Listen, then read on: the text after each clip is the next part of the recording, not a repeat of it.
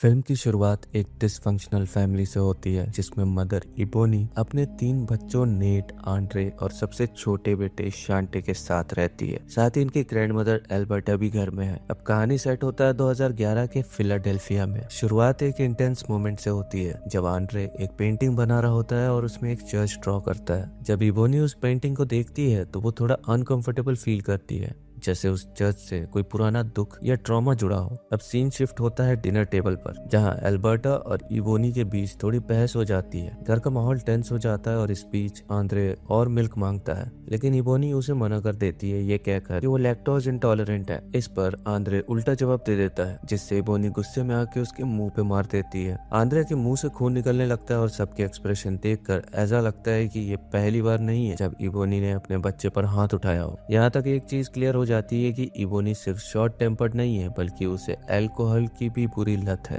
अब scene shift होता है नेट पर, जो अपने डैड को टेक्स्ट कर रही होती है। यहाँ हमें पता चलता है कि इनका फादर इनके साथ नहीं रहता। तभी अचानक नेट को एक अजीब सी बदबू आती है और वो दोनों भाइयों पर ब्लेम डाल देती है। दूसरी तरफ इवोनी एक मक्खी से परेशान होती है और जब वो उस मक्खी के सोर्स को ढूंढती है तो बेसमेंट के पास और भी बहुत सारी मक्खियां होती है। इवोनी घबरा के बेसमेंट का दरवाजा बंद कर देती है, जैसे कि वो उस जगह से दूर रहना चाहती हो। रात के टाइम आंड्रे फ्रिज से दूध निकालता है और एक अजीब तरीके से पीता है। तभी विंडो पे कुछ टकराने की आवाज आती है। जब वो चेक करता है तो उसको एक इंजर्ड रेवन बर्ड दिखाई देता है जो विंडो से टकरा गया होता है। अब अगली सुबह इवोनी की बातों से क्लियर होता है कि ये फैमिली अभी अभी नए घर में शिफ्ट हुई है और इनकी फाइनेंशियल कंडीशन भी काफी खराब है। जब इवोनी नेट के क्लोजेट में उसके कपड़े रख रही होती है तो उसको एक अल्कोहल की बोतल और कुछ पैसे मिलते हैं। ये देखकर वो नेट से सवाल करती है, पर नेट बताता है कि वो बोतल एक्चुअली इवोनी से ही छुपा रहा था, क्योंकि उसे पता है कि उसकी माँ को अल्कोहल की लत लगी है। यहाँ तक व्यूअर्स को ये बात कंफर्म हो जाती है कि ये टॉक्सिक और डिसफंक्शनल फैमिली है जिसमें वायलेंस और इमोशनल नेग्लेक्ट कॉमन है। लेकिन साथ ही इवोनी अपने बच्चों से प्यार भी करती है, बस उसका अपना ट्रॉमा उसके एक्शंस पे हावी हो जाता है। बाद में ये भी रिवील होता है कि एल्बर्टा ने भी अपनी बेटी इवोनी पर बचपन में हाथ उठाया था और अब वही साइकिल इवोनी अपने बच्चों के साथ रिपीट कर रही है। अब हम देखते हैं कि आंड्रे बैकयार्ड में खुद से बातें कर रहा होता है, लेकिन उसके आसपास कोई नहीं होता। जब इवोनी उससे पूछती है कि वो किससे बात कर रहा था तो आंड्रे बताता है कि वो किसी ट्रे से बात कर रहा था जो कि उनके घर में ही रहता है। इवोनी इस बात को इग्नोर कर देती है, लेकिन वो अब भी बेसमेंट के डोर के पास भारी संख्या में मक्खियों से परेशान होती है। रात के टाइम आंड्रे बेसमेंट की तरफ जाता है और इवोनी भी कुछ अजीब आवाजें सुन के उठ जाती है। जब वो नीचे जाके देखती है तो बेसमेंट का दरवाजा खुला होता है। इवोनी तुरंत दरवाजा बंद करके वापस सोने चली जाती है, जैसे कि वो किसी बुरी चीज का सामना करने से बच रही हो। अब अगली सुबह एल्बर्टा हॉस्पिटल जाती है, जहाँ वो डॉक्टर से थोड़ा फ्लर्ट करती है, लेकिन फिर हमें पता चलता है कि एल्बर्टा को कैंसर है। वो अपनी कीमोथेरेपी के लिए हॉस्पिटल आई थी। इस वक्त तक एल्बर्टा को नहीं पता था कि उसके इलाज का पैसा इबोनी दे रही है, लेकिन आज हॉस्पिटल में उसे ये बात समझ आ जाती है। अब घर जाके वो इबोनी से इस बारे में बात करती है और ये मोमेंट काफी इमोशनल होता है। रात में इबोनी एक अजीब सपना देखती है जिसमें एक आदमी उसकी तरफ आता है। वो घबरा के उठ जाती है और तभी अचानक रूम का दरवाजा अपने आप बंद हो जाता है। इबोनी को लगता है कि घर में कोई चोरी से घुस आया है, तो वो जाके चेक करती है। उसे फिर से बेसमेंट का दरवाजा खुला मिलता है और अंदर से एक बहुत तेज और अजीब सी बदबू आ रही होती है। इबोनी तुरंत दरवाजा बंद करती है और बाथरूम भाग जाती है, जहाँ जाके वो उल्टी करने लगती है।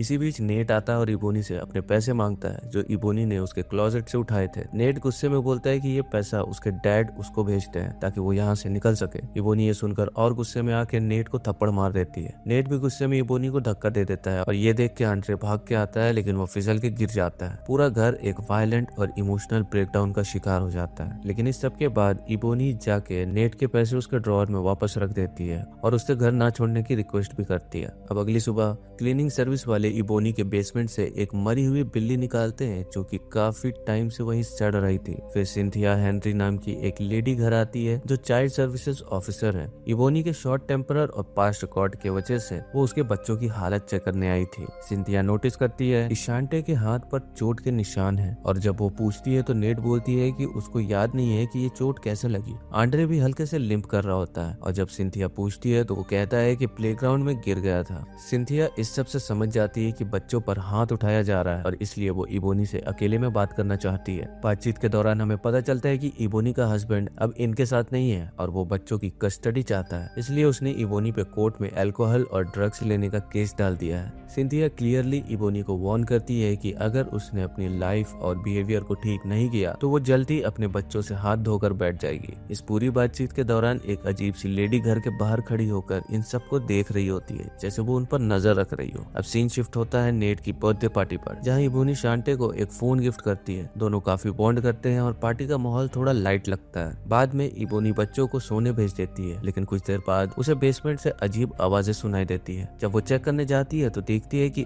आंड्रे बेसमेंट के दरवाजे पे अपना सर मार रहा होता है। इबोनी उसे तुरंत रोकती है और घबरा के पूछती है कि वो ऐसा क्यों कर रहा था। आंड्रे जवाब देता है कि वो ट्रे से बात कर रहा था, जो या तो बेसमेंट के होल में रहता है या फिर उसके क्लोजेट में। इबोनी इस बात को सीरियसली नहीं लेती और आंड्रे को सोने भेज देती है। बर्थडे पार्टी अब भी चल रही होती है और इबोनी फिर से पीने लगती है। नशे में धुत वो डांस करने लगती है, जो एल्बर्टा को बिल्कुल पसंद नहीं आता। उसके एक्सप्रेशन से क्लियर होता है कि वो इबोनी के बिहेवियर से डिसअपॉइंटेड है। उस रात इबोनी को फिर से अजीब आवाजें सुनाई देती हैं और बच्चों को भी ये आवाजें सुनाई देती है। आंद्रे अपने क्लोसेट को घूरते हुए देखता है जैसे वहाँ कुछ अजीब हो। इबोनी गुस्से में बच्चों के रूम में आती है और दरवाजा बंद कर देती है। थोड़ी देर बाद एल्बर्टा को किसी चीज के टकराने की आवाज सुनाई देती है। एक्चुअली वो बच्चों के चिल्लाने की आवाज भी सुन लेती है। एल्बर्टा तुरंत रूम चेक करने जाती है और देखती है कि बच्चे एक कोने में डर के बैठे हैं, जबकि इबोनी एक अजीब सी स्टेट में पड़ी होती है। जब एल्बर्टा पूछती है कि क्या हुआ तो आंद्रे कहता है कि इबोनी उन सबको मार रही थी। इबोनी तुरंत इस बात से इनकार करती है, लेकिन एल्बर्टा उसे फौरन वहाँ से निकलने के लिए बोल देती है। अगली सुबह जब बच्चे स्कूल जा रहे होते हैं तो वही अजीब सी लेडी फिर से उनके पीछे चलते हुए दिखाई देती है, जैसे वो उन पर नजर रख रही हो।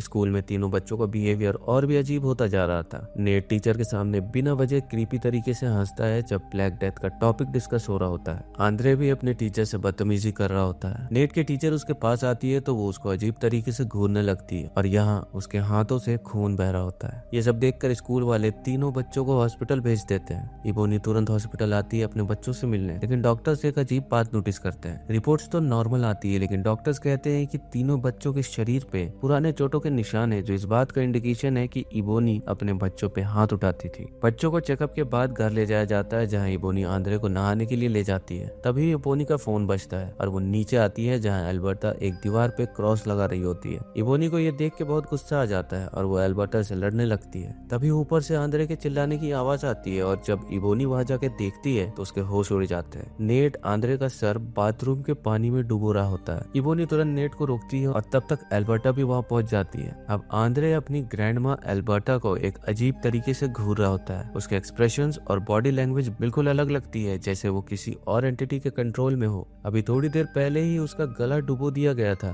लेकिन अब उस पर कोई असर ही नहीं दिख रहा होता। ये सीन क्लियर करता है कि यहाँ कोई इवल पावर है जो आंद्रे को पोजेस कर चुकी है। न सिर्फ ये आंद्रे बल्कि नेट और शांटे को भी कंट्रोल कर सकता है, जैसे उसने नेट से आंद्रे का गला दबाया। अगली सुबह सिंथिया हेनरी वापस आती है और इबोनी से कहती है कि बच्चों को स्कूल भेजे, लेकिन इबोनी का कहना होता है कि इस घर में कुछ तो है जो इनके परिवार को बीमार कर रहा है। सिंथिया उसे सीरियसली नहीं लेती और कहती है कि वो बच्चों से मिलना चाहती है। इबोनी इरिटेट हो जाती है और सिंथिया से चिल्लाने लगती है, तुम माँ नहीं हो, तुम मेरी हालत नहीं समझ सकती। इस पर सिंथिया रिवील करती है कि उसका एक बेटा था जो सिर्फ 7 साल की उम्र में एक कार एक्सीडेंट में मर गया था। ये सुनकर एक सेकंड के लिए इबोनी भी चुप हो जाती है, लेकिन तभी एल्बर्टा एक बेसबॉल बैट उठाकर आती है और सिंथिया को धमका के वहाँ से भगा देती है। जब सिंथिया चली जाती है तभी वो मिस्टीरियस लेडी फिर से घर के बाहर देखी जाती है, जो चुपके से उनकी तस्वीरें ले रही थी। एल्बर्टा उसे भी धमकाकर वहाँ से भगा देती है। इसके बाद एल्बर्टा सीधा चर्च जाती है और वहाँ के प्रीस्ट को सब कुछ बता देती है। अब यहाँ एक इम्पोर्टेंट चीज ये है कि मूवी एक ब्लैक चर्च कम्युनिटी को रिप्रेजेंट करती है, जिसमें ब्लैक जीसस का जिक्र होता है। इसका एक हिस्टोरिकल सिग्निफिकेंस है, लेकिन मूवी में इस पर ज्यादा फोकस नहीं किया गया है। जब एल्बर्टा प्रीस्ट से हेल्प मांगती है तो वो उसकी बात पे विश्वास नहीं करता और उसे किसी और चर्च से मदद लेने के लिए कह देता है। अब सीन शिफ्ट होता है इबोनी पर, जो एक बार में बैठी होती है। तभी बाहर वही मिस्टीरियस लेडी उससे मिलने आती है। लेडी कहती है कि उसे पता है कि इबोनी के घर में एक इवल स्पिरिट है। दोनों एक सीरियस कॉन्वर्सेशन स्टार्ट करते हैं, जिसमें लेडी अपने आप को अपोस्टल बताती है, मतलब भगवान का एक सेवक। उसका नाम बर्निस होता है। बर्निस इबोनी को उस घर की हिस्ट्री बताने लगती है, जो सच में हिला देने वाली होती है। बर्निस बताती है कि 20 साल पहले इस घर में एक फैमिली रहती थी, एक माँ, एक पिता और 2 बच्चे। एक दिन उनका बेटा अचानक बीमार पड़ गया और डॉक्टर्स भी समझ नहीं पाए कि उसको हुआ क्या है। परिवार ने बर्निस से मदद मांगी और जब बर्निस वहां गई तो उसने तुरंत एक इवल स्पिरिट फील करी। उसने डेलीवरेंस का एक रिचुअल किया ताकि बेटे को बचाया जा सके, लेकिन वो स्पिरिट इतनी पावरफुल थी कि वो रिचुअल फेल हो गया और उनके बेटे की मौत हो गई। यहाँ बर्निस इबोनी को एक और शॉकिंग बात बताती है। एक्सोर्सिज्म और डिलीवरेंस में फर्क होता है। एक्सोर्सिज्म में तुम सिर्फ मिडिल मैन होते हैं जो भगवान और शैतान के बीच काम करता है, लेकिन डिलीवरेंस में तुम्हें खुद शैतान को कमांड देनी पड़ती है, क्योंकि हर इंसान के अंदर जीसस बसता है। लेकिन सबसे ज्यादा शॉकिंग बात ये थी कि उस घर में एक एक करके 4 लोग मरे थे। पहले बेटा मरा, फिर माँ ने अपने ही पति का सर काट डाला, फिर माँ ने अपनी बेटी का गला घोटा और लास्ट में माँ ने खुद को भी मार दिया। और सबसे बड़ी हैरानी की बात ये थी कि जो लड़का सबसे पहले मरा था उसका नाम ट्रे था। यस, वही ट्रे जिससे आंद्रे हमेशा बात करता है। बर्निस इबोनी को एक और बड़ा सच बताती है कि वो डीमन अब आंद्रे को चाहिए।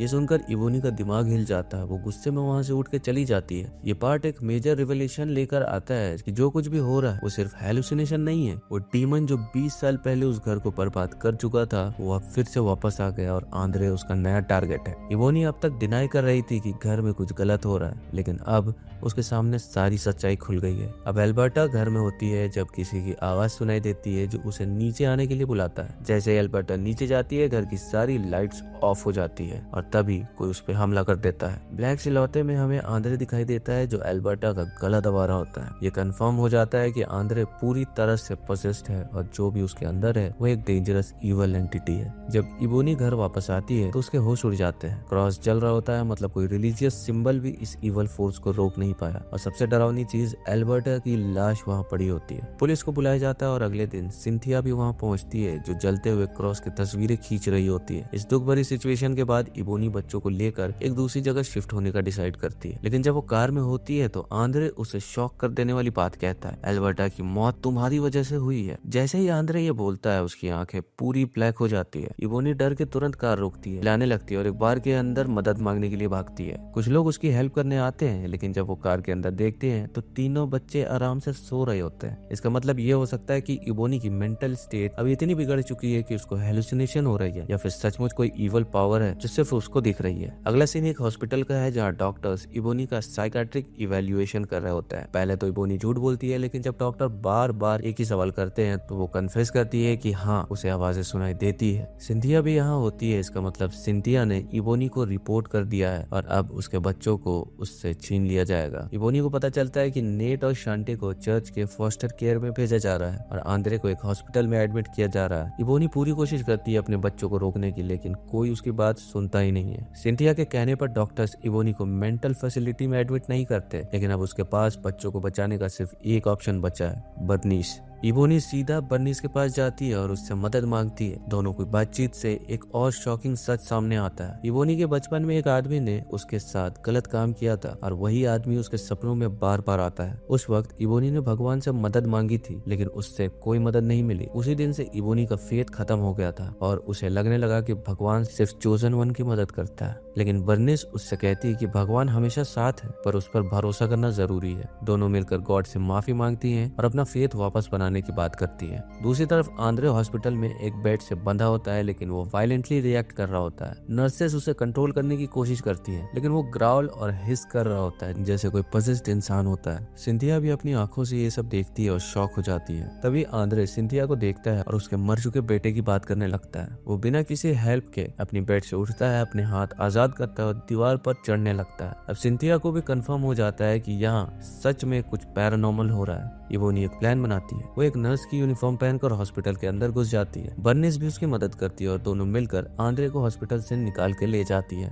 इबोनी आंद्रे को लेकर सीधा बर्निस के घर जाती है, जहाँ बर्निस एक डिलीवरेंस प्रोसेस स्टार्ट करती है ताकि आंद्रे के अंदर से इवल स्पिरिट निकाली जा सके। जब रिचुअल स्टार्ट होता है तभी एक और बड़ा ट्विस्ट आता है। आंद्रे अपनी आवाज बदल लेता है और एल्बर्टा का रूप ले लेता है। वो इबोनी को मैनिपुलेट करने की कोशिश करता है ताकि वो रिचुअल रोक दे, लेकिन जब वो फेल होता है तो वो इबोनी को गाली देने लगता है और कर्स करने लगता है। फिर फिर वो एल्बर्टा का रूप लेकर बर्निस का मजाक उड़ाता है और कहता है तुम ट्रे को नहीं बचा सकती थी, तुम आंद्रे को भी नहीं बचा पाओगी। उसके बाद वो एल्बर्टा का रूप लेकर नाटक करता है, फिर अचानक से गायब हो जाता है। अब नेट और शांटे भी इस इवल फोर्स से इफेक्ट होने लगे थे। नेट को एकदम वायलेंट ब्रेकडाउन होता है, वो खून की उल्टियां करने लगता है और अपने आप को नोचता है, फिर एकदम भागकर घर के बाहर निकलता है। डीमन फिर से आंद्रे का रूप ले लेता है और बर्निस पर ब्रूटल अटैक कर देता है। अटैक के बाद आंद्रे अचानक वापस गायब हो जाता है और बर्निस मौत के करीब होती है। मरने से पहले बर्निस इवोनी को एक बॉटल होली वाटर देती है और कहती है तुझे अपने डर पे काबू पाना होगा, तभी तू इस शैतान को हरा पाएगी। इवोनी सीधा अपने घर जाती है, जहाँ वो बेसमेंट के अंदर जाके आंद्रे को ढूंढती है। जैसे ही वो आंद्रे के पास पहुंचती है, वो उस पे होली वाटर छिड़क देती है। डीमन उसके अंदर से बाहर निकलता है, लेकिन इस बार वो इवोनी का रूप ले लेता है। डीमन इवोनी का गला दबा देता है और उसे मारने लगता है। इवोनी को अपनी पूरी जिंदगी और बच्चों के साथ की मेमोरीज फ्लैशबैक में दिखने लगते हैं। उसे एल्बर्टा की आवाज सुनाई देती है जो उसे कहती है कि वो गॉड से दुआ करे। इवोनी का नियर डेथ एक्सपीरियंस होता है और वो हवा में लेविटेट करने लगती है, लेकिन जब उसकी आंखें खुलती है वो सामने डीमन को देखती है जो अब भी उसका ही रूप लिए खड़ा होता है। इवोनी पूरी ताकत से चीख के डीमन से अपने बेटे को वापस मांगती है। डीमन इवोनी को मैनिपुलेट करने की कोशिश करता है, तुझसे कोई प्यार नहीं करता, ना तेरे बच्चे ने कभी तुझसे प्यार किया, ना तेरी माँ ने। लेकिन इस बार इवोनी एकदम डिटरमाइंड होती है। वो डीमन से कहती है मेरी माँ मुझसे प्यार करती थी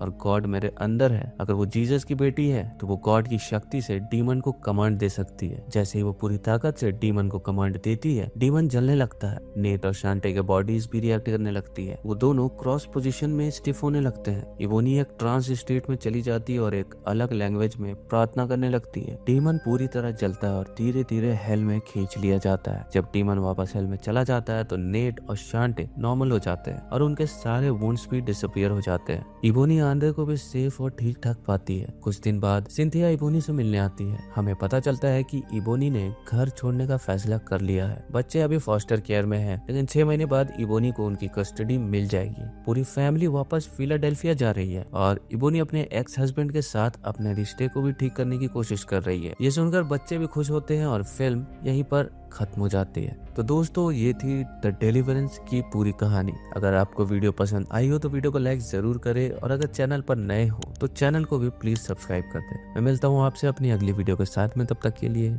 जय हिंद।